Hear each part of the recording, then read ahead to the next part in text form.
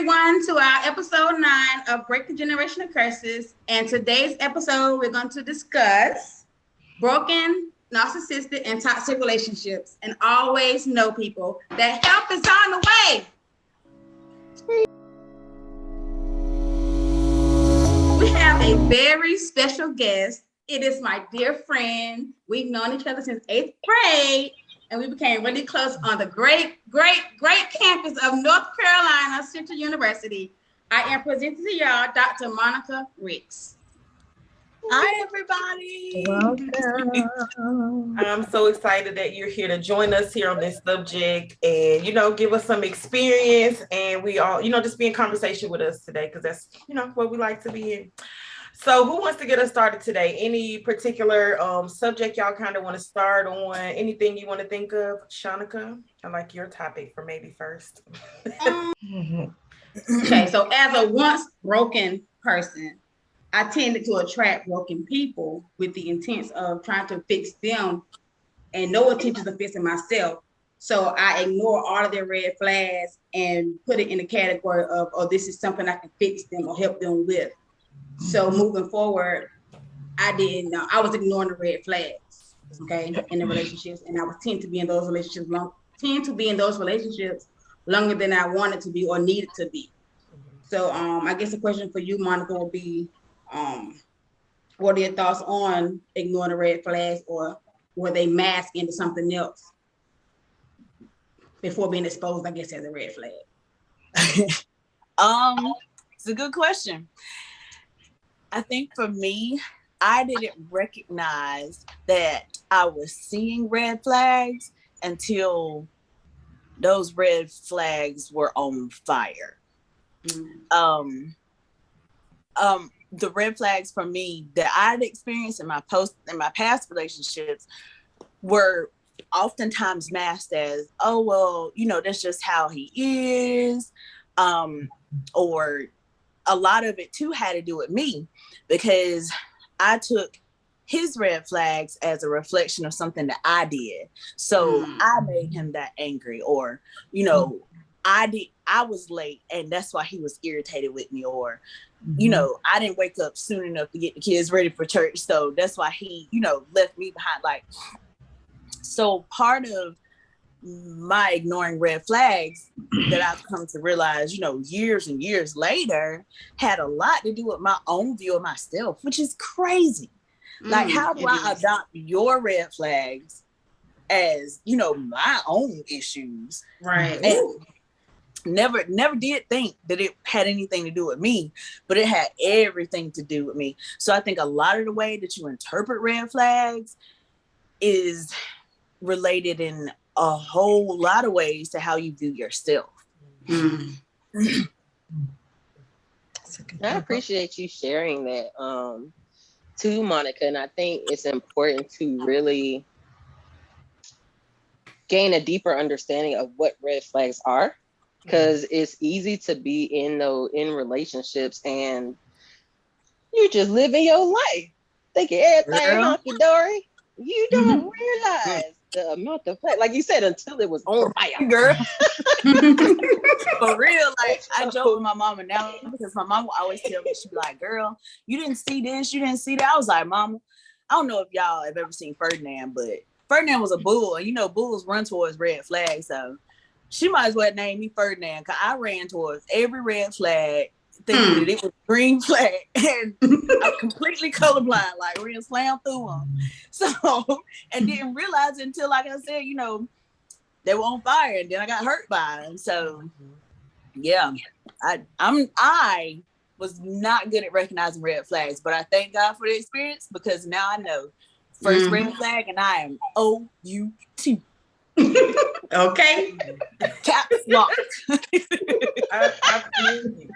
I even like what you said, Monica, that's something big. You have to recognize some things within yourself. I always kind of think about it as I think about sometimes that narcissist or even any type of narcissistic relationship. It can be friendship, a toxic job, whatever. I always think about it as it enters through a wound in you. So it enters through that seep in you that you really aren't paying attention to, and you're just let it fester, and it gets bigger because you let it enter. you were feeling sad that day and somebody said something crazy to you, because they always say something crazy to you. And so that day you start to internalize it. And so, because if somebody right now in a different space, you know, if you're in a really, really good space and somebody says something, you know, cash shit to you, then you'll be like, oh no, that's not true about myself. But when we're feeling negative about ourselves, we're feeling down about ourselves, somebody can say that and we can internalize it and really believe it. So thank you for even bringing that part up, because that's really important. You're certainly welcome. You are very welcome. Like, my whole intent in even like coming on the show was because I wanted to be transparent, because I know a lot of people can benefit from my experiences, like a lot of people. And like I said before, you know, I think the whole way that I even got into a narcissistic and broken relationship was because, honestly, I was scared to be by myself.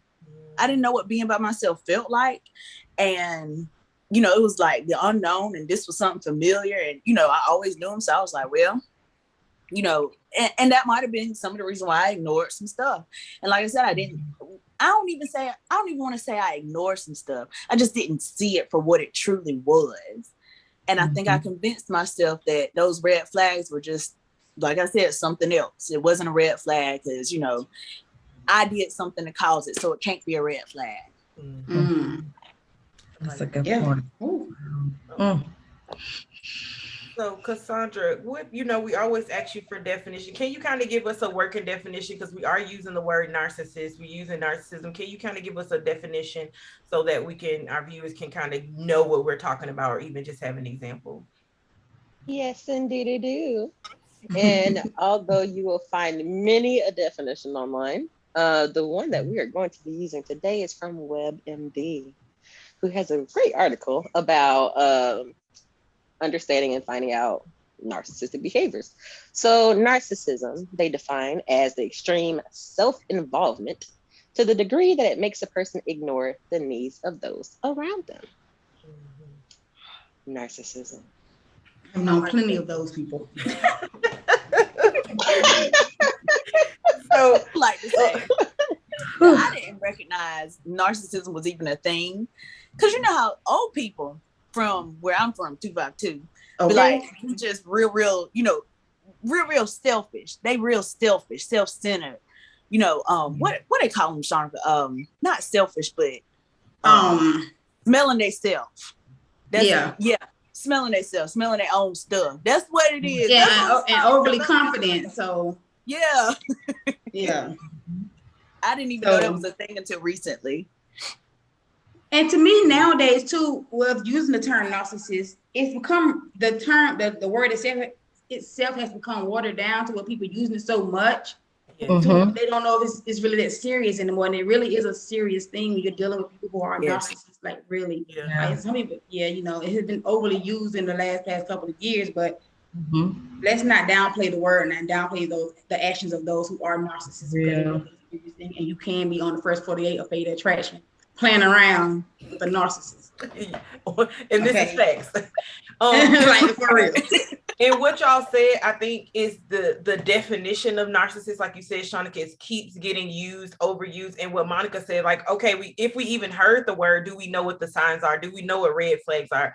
Everybody normalized. I think one time I was dealing with a narcissist I Googled, and I would specifically say that as a covert narcissist. And so it was somebody who didn't present in the way that I would have learned it in psychology. It didn't present as somebody who just came off really, really confident. They were covert, so they came in like self-deprecating. They came in a little different, and then that's where the narcissism kind of seeped in. And so it was like, wait, this looks different. And so even me, I'm showing up like, wait, I am something about this. And then when you're in community with people, you're having a conversation, everybody's normalizing that experience. Oh, that's how they are. And I'm like, no, I don't think this is the norm, but we're so used to accepting it in our society and just normalizing it. And so what do y'all think about how in our society, beyond just these individual, like, you know, personal relationships, how do you feel like narcissism just kind of shows up in our society? Because everybody want to be a savage. So like, how do y'all feel like it shows up? I honestly think it shows up because it's easy. Like, people, it's easy to be selfish in a society because, like you said, everybody want to be savage. Everybody out for themselves. And it's hard to be a person with a good heart out here because then people think you're naive. So I think because because of the way that the world works now, and with like social media and online dating sites and stuff like this, it's a lot easier to be a narcissist and be normal. Yeah. Because Yeah. like, you know, it's a lot easier to function in society and be a narcissist on Plenty of Fish, because everybody wants somebody and everybody think, you know, such and such talking to 14 other women plus me. Well, I can be a savage too and talk to 36 other men plus him, you know. So it's easy to like, it's easy to be a narcissist nowadays because ain't nobody paying attention anymore. Yeah. Mm-hmm. Yeah. But that's why it's more important to know who you are as a person and be real with yourself, because that way you can prevent it happening to you. And it's outside of a romantic relationship, it shows up in your friendships or what you thought was a friendship. Yeah. Shows up, like Carissa says, it shows up at work all the time at work. Like you think it's your job description to go above and beyond, but it's your supervisor using that craziness out of you and, you know, benefiting off of what you're doing and you're still struggling at the bottom. So it shows up everywhere, and you have to make sure you're mindful, because even at 34, I still find myself having to learn lessons if I don't be mindful and catch it early. Mm-hmm. Agreed. It's the accountability part for me. The lack of, I mean, I dealt with that not only in romantic relationships, but even in the workplace. That blatantly part of not being accountable, I'm like, whoa, that is a big red flag. Because they don't want to be accountable. Everything is projected back onto the other person or the other people. So when you see that, make note, because it's real. And when they try to play on your, if they want to play on your intelligence, I'm gonna tell you something. If you want to see me flip my wig, play on my intelligence, you want to. I'm trying to tell you. And them, I ain't gonna tell you who they are, but yeah, they will. It's real.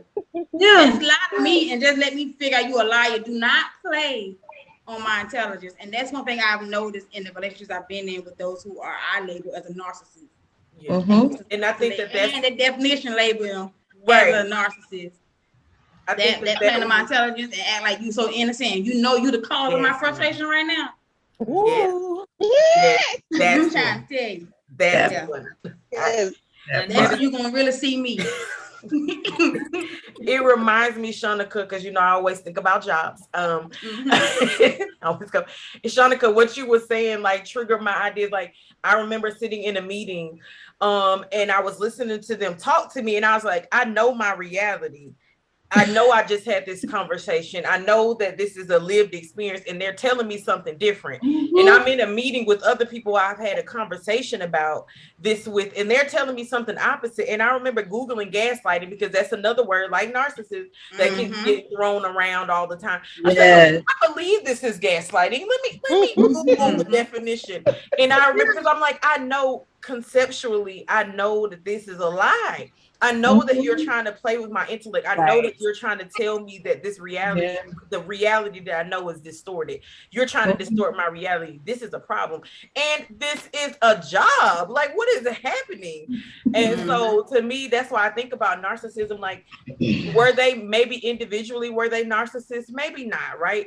But collectively, as an institution, as a systematic thing, it's a system set up this way. Like, this is how our system is set up. Every man for himself, to be a narcissist, to be all of these things, and to show up like that. And so I think it trickles down to everybody. If my boss is treating me like trash, I'm going to go home and treat somebody else trash, which then will teach my child to go out and treat people this way. And then what do we have in our society? So I think it's just like a collective trash of narcissism and just fighting and colonialized thinking. Like, this is where it all. And it's like this system of power and control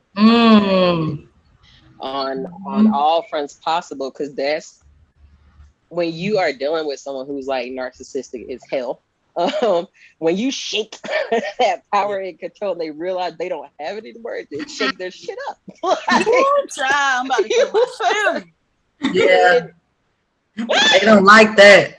But and like, and you can see it even in the employment structures where you see it from that top down, and trickles over, because here you are, you're already oppressed, you're already stressed, you're already depressed, you're already anxious. Yeah. And then you have this, you feel powerless, even though you don't directly, or you may not directly link it to that powerlessness feeling or being oppressed, because sometimes we just don't have words for things. We just have the feelings that we feel.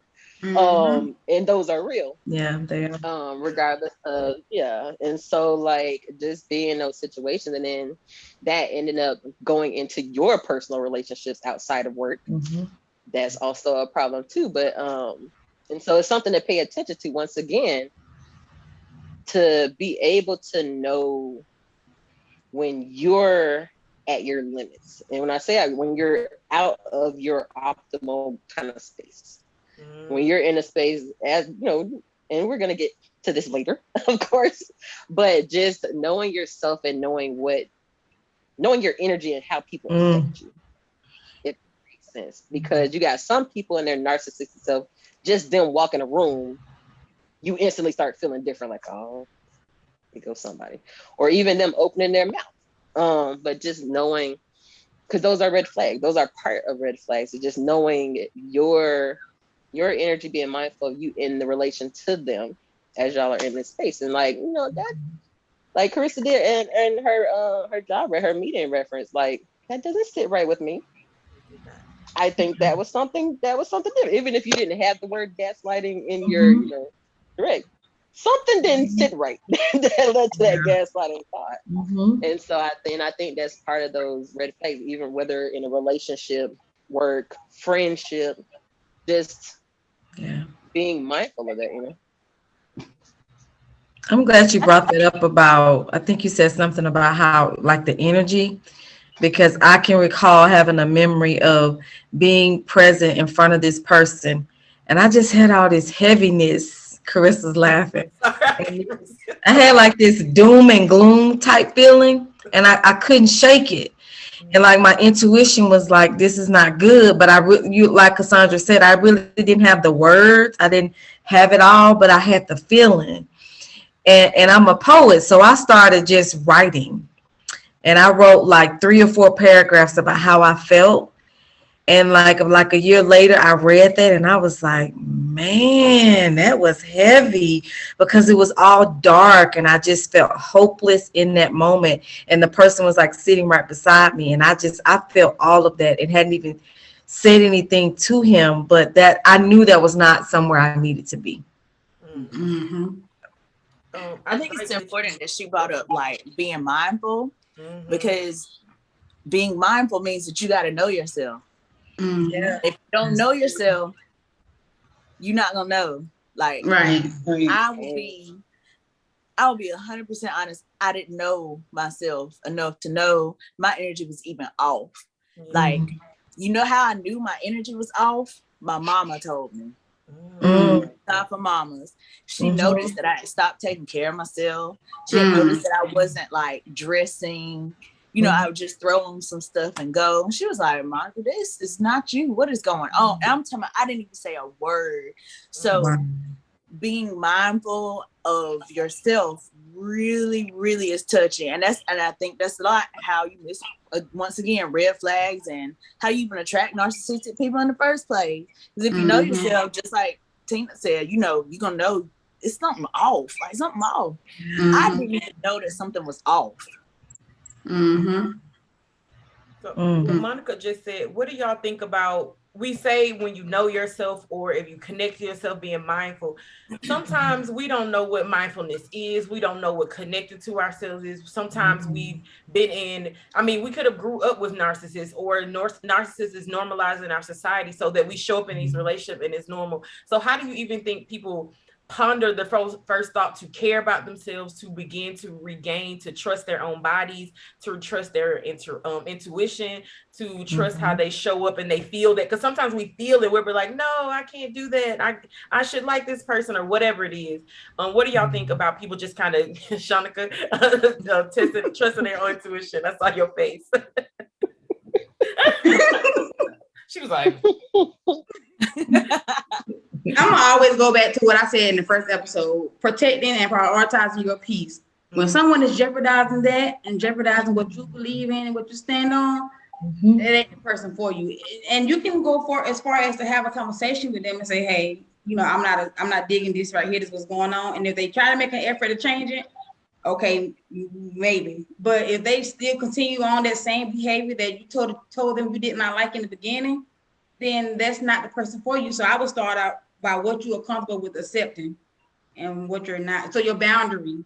And if they continue to cross that boundary, then that's the person that you need to walk away from. I like that.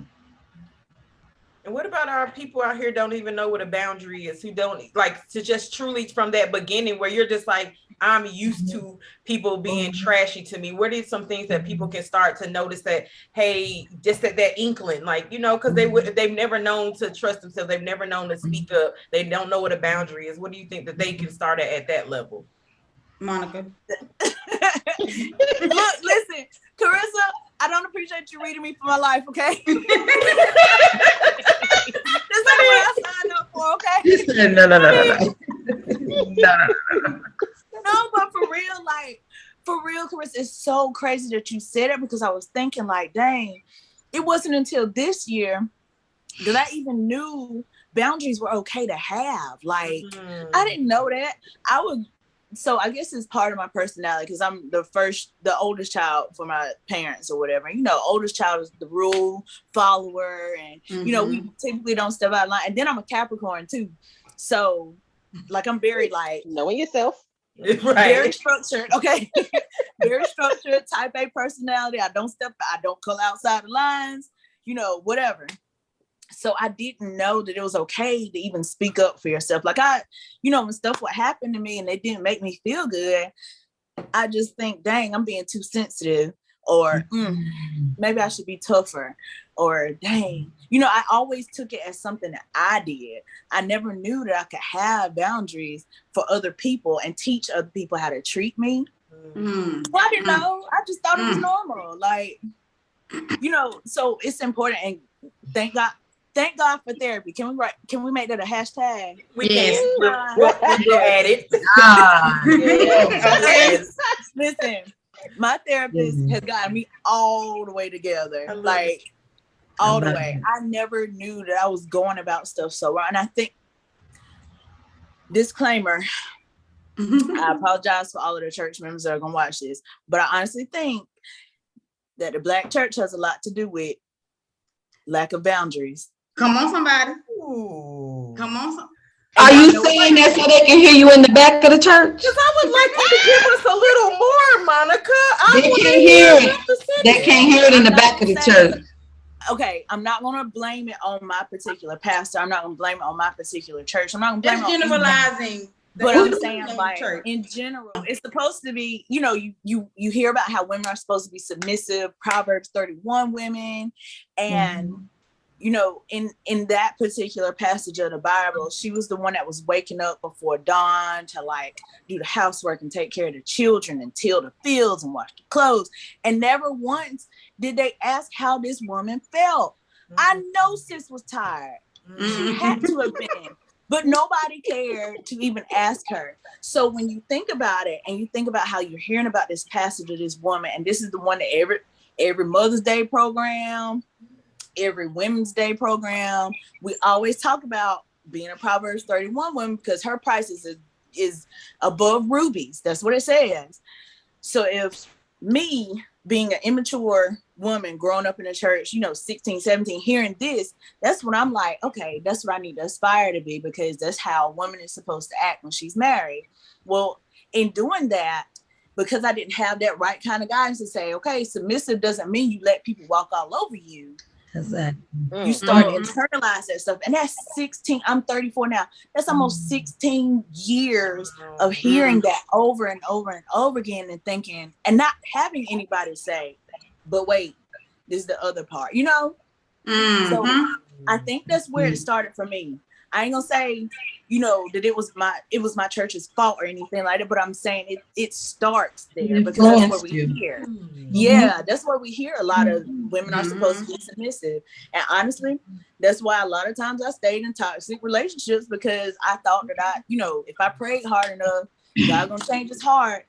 or God gonna turn the red flags green, not knowing that those red flags were actually God's way of saying, daughter, I don't want you in this. Come on, Mom. Give us a Come through. Give us a sermon. Give us a Come through.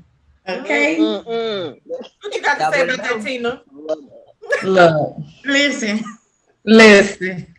That's why I think it's so important, like Shanika said, we've got to know who we are for ourselves, and not to say that there aren't good influences out there and things that can help us, but you need to know for yourself first.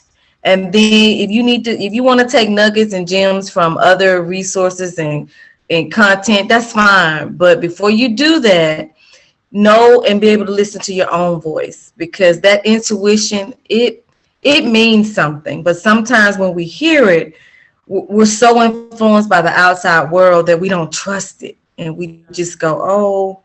And I can speak from that, knowing like I knew, but I was just like, well, no, it's not. Well, I need to listen to it. So yeah. And I don't appreciate you for coming for my life either. You can't be here. Well, this ain't what I signed. I'm sorry, sis. You told my whole story. You told my whole story. But then, and I was listening to what Monica said about the about therapy being key, as well as the church playing a role, and the correlation, or the I guess I would say disconnect, because although so therapy is taboo in the Black community, or it once was, or I don't know if it still is, because I'm going to therapy. I don't know what they're doing, but I'm going to therapy.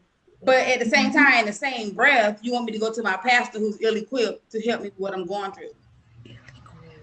So I personally is like, find what works for you. Someone woke up and chose violence. Find what works for you to get through what you're going through. Because like sometimes I grew up in the church, one foot in, one foot out. But I grew up in there, and I had one side of me telling me, you ought to go this way to be a wife, to do this and the third. But I also was aware that doing that is not putting me in a healthy relationship, because I don't see no examples of a healthy relationship, although y'all are following the word that y'all claim y'all are following. So I kind of had to know myself, a little bit, better to know that ain't working out for me. I feel like I have so many. So two words come up for me. I know, right, Carissa? I was like, which one is? Y'all better get it. Get it. But them same two words I said earlier, power and control, came right back up again. Yes. And of course, let's link it back to the intergenerational life. Get back, please. We gonna take it back to the homeland. Thank you. Please. And bring it back forward. Just to see how, and it's not to the fault of our parents or grandparents. It's long before to where back in slavery days, and even when we were snatched out of our homes and put in fields, you had a baby right there on the field, then you went outside the field. Not having any time for your healing, you were constantly being of service.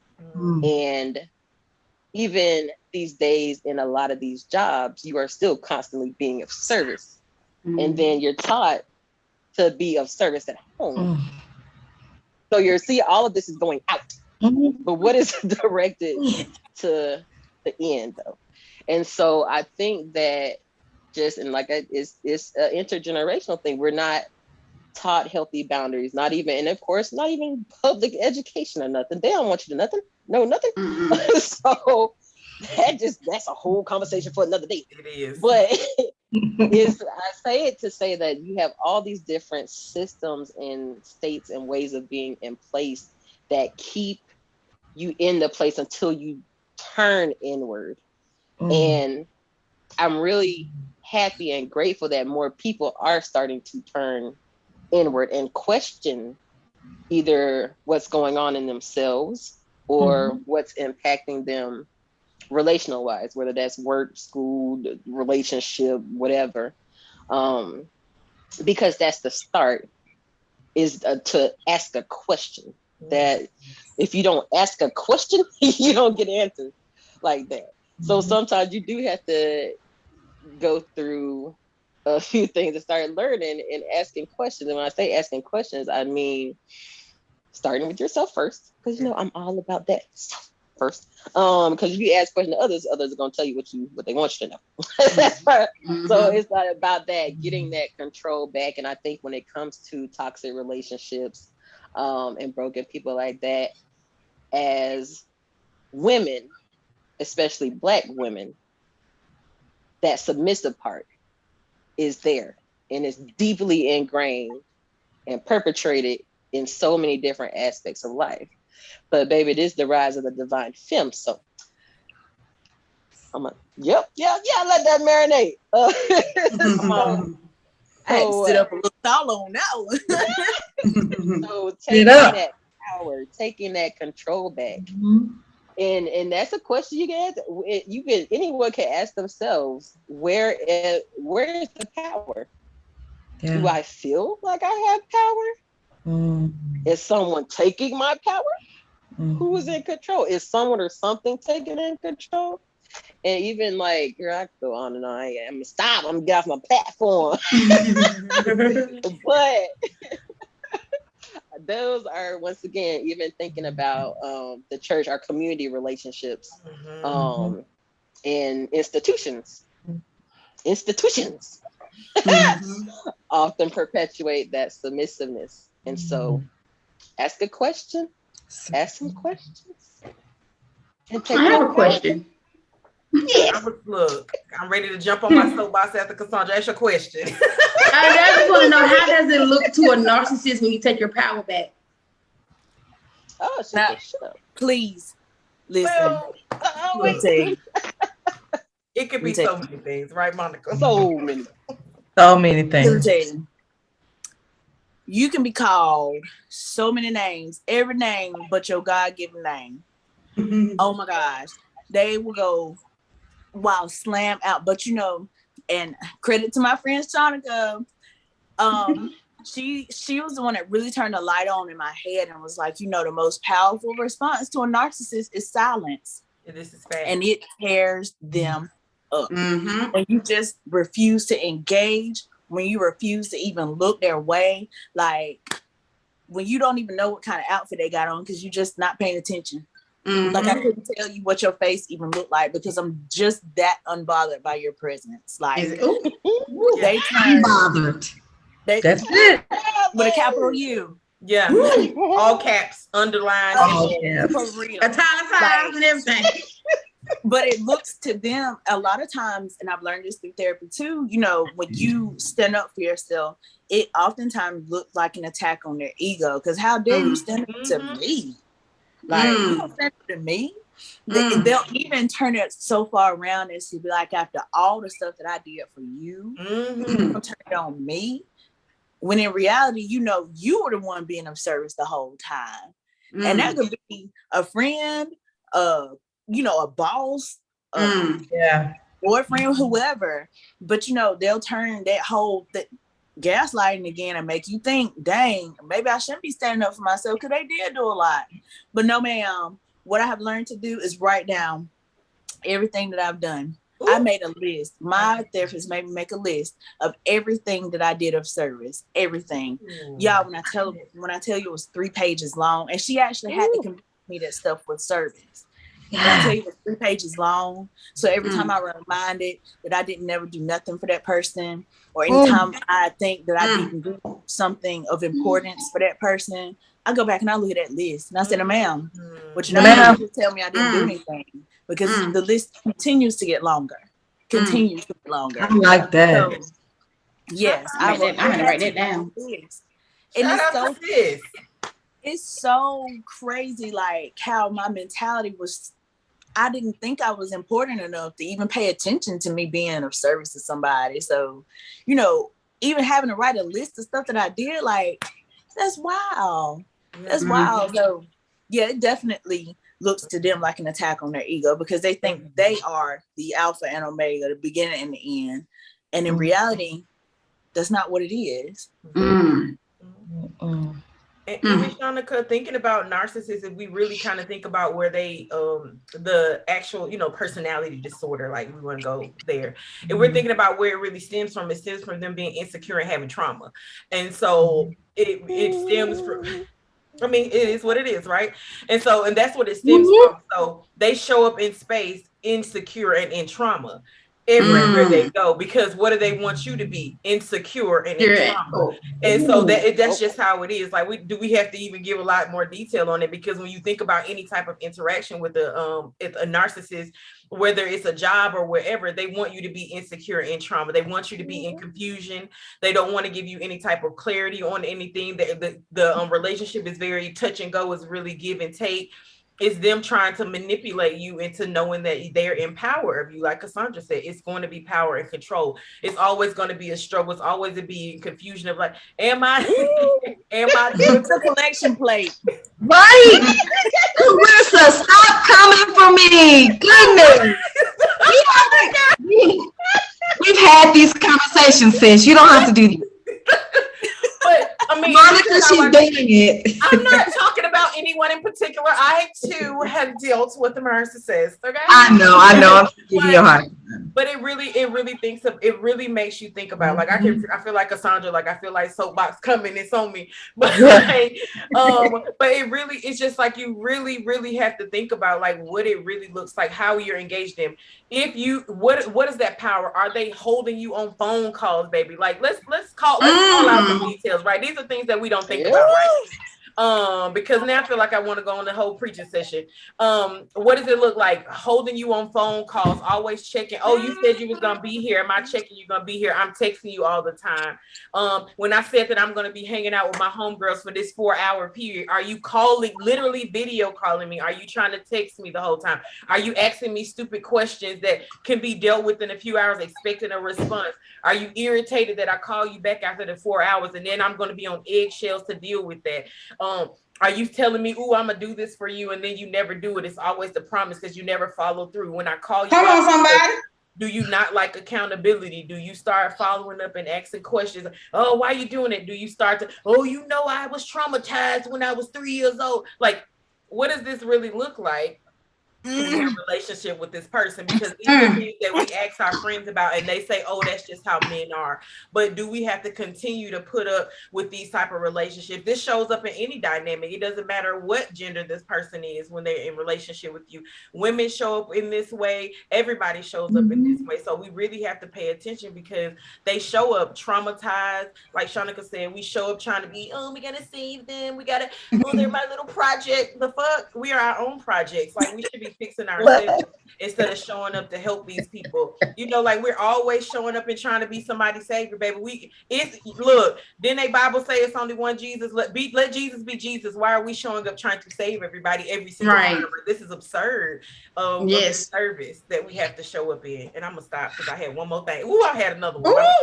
Okay, all I'm gonna say is when you said non-clarity, I feel like you stepped on my baby toe because I was like, damn, I can just remember not having clarity and just feeling like, what the hell, and continuing to ask questions to get clarity, and I would never get it. It would be this vagueness.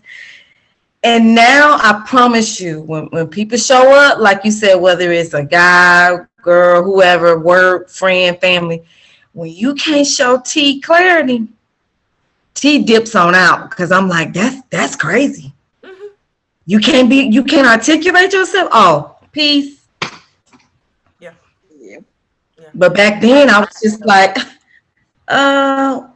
good, bad, black, white. I was like, am I asking for too much? Yeah, I just stayed. My mind just stayed in a like my hands moving. It just stayed. I was just like, I don't know.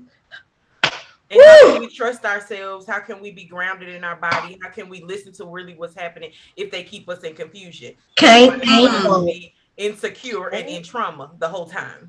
Won't. I couldn't. I was just like, what's happening? Yeah, definitely.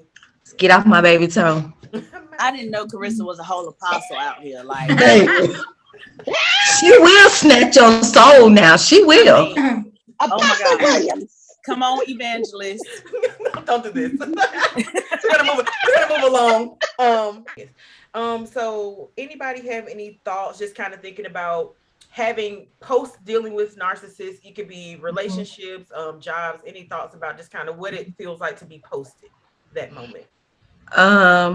It's not your fault, you know, because like Monica was saying earlier about how we keep looking at ourselves like, did I do something wrong? You know, maybe it was because I said this or didn't say that. So I would tell anyone it's not your fault, but definitely pay attention to your role in that moment, because there were likely some things we said or didn't say or didn't pay attention to that honestly did play a role in it. But I don't think it means you have to judge and say it's your fault. It's just facts are facts. You know, they said this, I did say this, or I didn't say that, without the judgment.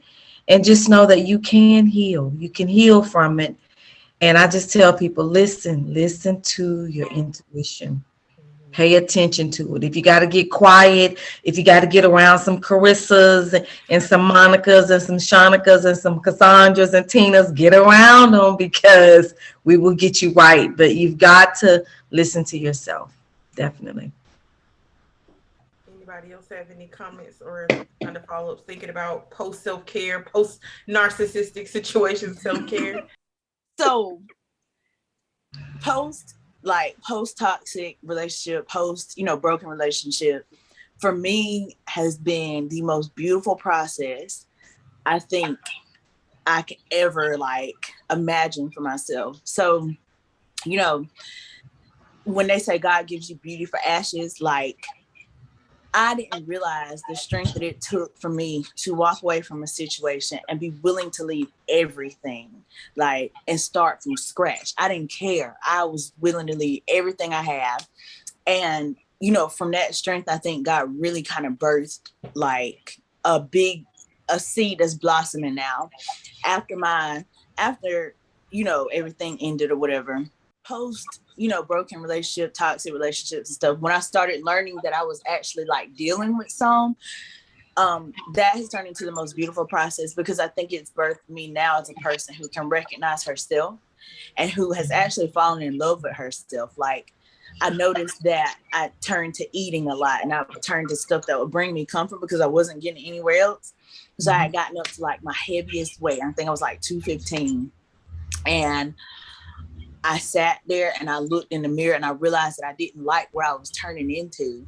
And I realized that my cup was empty. God had made it so that my cup was completely empty. I had nothing else to draw from. And once I realized that it was empty, he had to fill me back up with other stuff. And that's when I started realizing I got to change my lifestyle, because I want to be alive for my kids. And my little girl is looking at me. And what kind of example am I giving her? Because all she knows is that mommy is here and, mommy's out of shape. I'm tired all the time. I'm sad. I'm not dressing up. I'm not, I don't want to teach her that. I want her to be the most beautiful version of herself that she can be. So I started exercising and letting her see me exercise and let my boys see me exercise. I started letting them see me take care of myself and buy clothes that fit. And, here a whole year later, I lost 60 pounds, started a business, got a job, get my hair done, wear my good lashes. Okay. Just starting to love myself and realize that I can do hard things, and out of those hard things a lot of beautiful things come about. Never before would I've ever thought that I would be a single mom with a business, starting on a second business and working full-time and maintaining a workout regimen and drinking my water. Do y'all know how important water is? Okay, water is important. So let it be hashtag drink your water. Okay. But it's amazing how you think a situation can go completely left and it goes so much more right for you. It amazing. Y'all, it's been the most beautiful process. So I encourage anybody, never doubt yourself. and think that you don't have what it takes to start over again, because you can't. And it is a beautiful process. And I'm so much better off than where I was. Like the girl that I was in 2015, 2016, she don't live here no more. Okay. I don't know where she went, but she ain't coming back. Okay. I show up fully for the world now. Like I'm happier now, I'm more confident. And I'm so proud of my friend. Yes, girl. Thank you.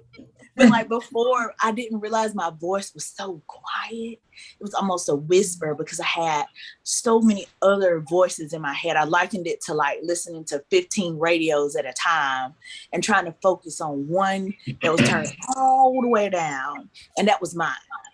But once I learned how to cut them radios off and turn mine on, baby, touch my radio volume you want to. Okay. Touch it you want to. I love it. You know, it can be a beautiful process, but I thank God because it could be the other way around. Yeah. And, you know, because of my parents and because I've had friends like Shanika that refused to see me down and refused to let me be in that dark pit that I was in. And they just kind of scooped me up and kept me going. And my kids were here to scoop me up and keep me going. I'm not there anymore. Yeah. I encourage people to have communities. Yeah. Have that circle and be vulnerable in that circle. Because Shanika has seen me cry more than one time. And I know she's sick of me. I know she's sick of me, but like, just I cannot thank her enough for like, I would text her sometimes just random like, girl. And I know, you know, it might not necessarily have been positive stuff, but she will always find a way to say, look, it's okay. You can get through this. And my mom and my daddy like, you fine. You can get through this. And, you know, without that, I don't know where I would have been. Yes. That's beautiful. Thank you for sharing that with Monica. That was really beautiful. Yes. That's my girl. I kept hearing, I got the power. Yes. I mean, I think even Monica, what you made me think about, I think about people being in my circle when I have been in those dark moments in relationships or just in general or jobs, because, you know, that's my favorite subject. But I have been in those moments too, where it's like literally on my vision board in my room, it literally, there's like a little part that says, if not for my girls, because I feel like if not for sisterhood, who the fuck would I be for real? Because there are so many other things where it's like, I can hear my own voice, but did I trust my own voice? Did I encourage it? Did I say, okay, I think my voice is awesome, but somebody else kind of saying, yeah, keep talking. You know, it's always that, because we can think we're awesome, but it is beautiful to be able to be in community, because it does help you flourish. It helps you grow. It helps you really be able to trust yourself, because there are people affirming that instead of somebody affirming this negative part about you. Right. And again, that's where narcissism keeps us from. It keeps us from connection. It keeps us from community. You know, it just keeps us like very isolated. Even if we're in a job that's where they're treating us bad, they don't tell your coworker how much money you making. Don't tell your coworker what time you're getting off work. I don't know if you're gonna be able to take that vacation with your family, even though you haven't had any PTO. You know, we think about those type of things that we normalize in our lives, and it just keeps us disconnected. You know, like, why you letting your job treat you like that? You get scared to even share with people those relationships or those dynamics, because we're scared people will judge us. But when we're in community, like, there's no judgment. We're just in community. Like, let me tell you raggedy stuff, and here it is. What'd you say, Cassandra? Uplifted, uplifted, uplifted. Yes. Uplifted, held. So with everybody kind of think about these, what are some self-care tips that y'all have dealt with for yourself, or maybe some self-care tip post jobs, post relationships, anything that you can think about? Therapy. Yeah. Therapy has been very helpful for me. Just having that quiet time, like that's at the top of my list for myself every day, is my quiet time before my day really starts. And community. Definitely. Yeah. I would say a healthy habit to partake in, you know, like Monica was saying, exercising, or, you know, I guess knitting or whatever else people like to do, but something healthy, you know, to do. I'm not the best when it comes to that though, because I practice avoidance. I just leave the person and I don't even think about what I've been through. I guess it's not healthy to kind of put it, compartmentalize it, put it in the back of my head. I don't know if that's healthy or not, but I just avoid, and trying to go back to that place anymore. If I see myself getting into that position or that space again, I just take the necessary steps to step away from it, you know, to not experience it again. Because I know, like with the job, I left one location and went to another one, and I told myself I would never allow myself to make the same mistakes in my new location that I made in my old location. So I just try to be stern to who I am and just avoid it. If I see something coming my way that I'm not comfortable with, I'm avoiding. I'm not even confronting it. I'm going away. I'm walking away from it, not giving it my energy. But how much of that is avoiding it, and how much of it is just protecting your peace? Yeah. Well, okay. Because it sounded like a boundary. You were saying avoiding, but you sounded very boundary the way you explained it to me too. Yeah. Oh wow. And it sounded like growth as well. Oh, listen. Knowing what you will and won't. Yeah. It's been plenty of hair that should have been between the washing machine and dryer, honey. Girl. But thank God for growth. Hashtag. Right. Add that one in too. Oh, that's funny. Yeah, the way you described it, Shanika, it definitely sounded like, I mean, I get we can compartmentalize, but it sounded like you're like, I don't want to deal with this again. I'm going to set up this boundary and avoid those types of I'm not gonna do it. It sounded different. Yeah. It's all language. Okay. And that's a conscious decision. Yeah. Okay. Yeah. Okay. Well, that's what I do. But for Shanika to become GDC number 12367, I'm gonna go ahead. I'm gonna go ahead on and walk away and avoid. Walk away, avoid. Hashtag GDC means Georgia Department of Corrections. Disclaimer, I don't know who number that is, so don't me. I don't know who you I hear Shanika on the JPay, Lord. We gonna get you on the video chat, JPay girl. I'm gonna edit that. Put money on my books. Yeah. Visit the community. Come visit. Right. We gonna get you on that virtual visit, girl. We gonna time it. We got you, girl. We got you. We got you, sis. My bad. Cassandra, any thoughts on self-care post narcissistic situations for you or for the peoples? And once again, go back to power and control. I stay aware of it because, and that's part of my self-care, because you do, especially in the world today where everything is going haywire and shit. Although things are going good, you still have things going crazy. And you have people out here going crazy. And so being mindful of my control and my power and not letting that external affect my internal. And catching it. Like, I don't give a day if the world is on fire, which a lot of it is often. Literally. But what's not gonna happen though is my internal being impacted and controlled by the external. So constantly reminding myself of my power, constantly standing in that power. And yeah, I can't control everything that happens, but I can control this internal though. Yeah. So even if something happens and I'm like, well, man, that's fucked up, I can either be pissed, and you know, sometimes I allow myself to be pissed for a moment, but it's not gonna linger on, it's not gonna carry on, it's not gonna just eat me. No, I'm gonna get back to my peace and my joy and where I want to be at. So my self-care is a big part of that, because I focus on me and my well-being in that power and control, in that managing my internal and not allowing that external to come in and do whatever the hell it wants. So for me, that is my self-code. That and boundaries, you know, that's also, it goes hand in hand with boundaries too. And if y'all need to know more about healthy boundaries, we did a video on it. It did. And it was a really good one. It was episode. Go get it. Right. Like one of those. Yes. I like what all of y'all said, and so it kind of makes me think about a combination of those things, but really just to have grace with yourself after you've dealt with those situations, because a lot of times I mean, we really don't even have the language for it. Do we, you know, in our society, everything is so swept up under the rug. Even if your mom dealt with 17 narcissists, did she ever sit down to you and talk about, hey, this is what narcissism looks like, this is what it feels like?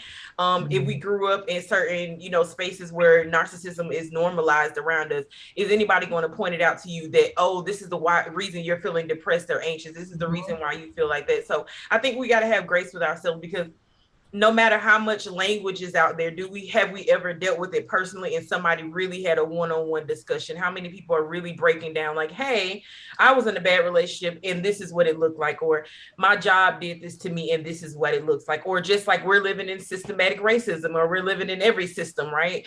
And what that narcissism looks like for us day to day. So I just think about just really being graceful yourself, knowing that some of those situations that we experienced were traumatic situations and that our bodies are going to respond in that way. So being graceful, like I might be a little erratic after getting out of that. It might be a little confused with myself. I might be a little, you know, overwhelmed when certain things happen. I might be triggered by things. So give yourself some grace, knowing that that might have been a traumatic situation and that you deserve to be able to heal, that your voice is important, and, you know, just be able to give yourself some space to just rest, because in those quiet moments is the only time you're going to be able to relearn it. So we have to reclaim those quiet moments, because narcissism, this savage society has taken away our peace so much, where even in our quiet moments, we're worrying about trying to do something and please other people. So just reclaiming that quiet moment, but it's hard when you've been in trouble. So, you know, do the work, but know that it is possible. Do the work.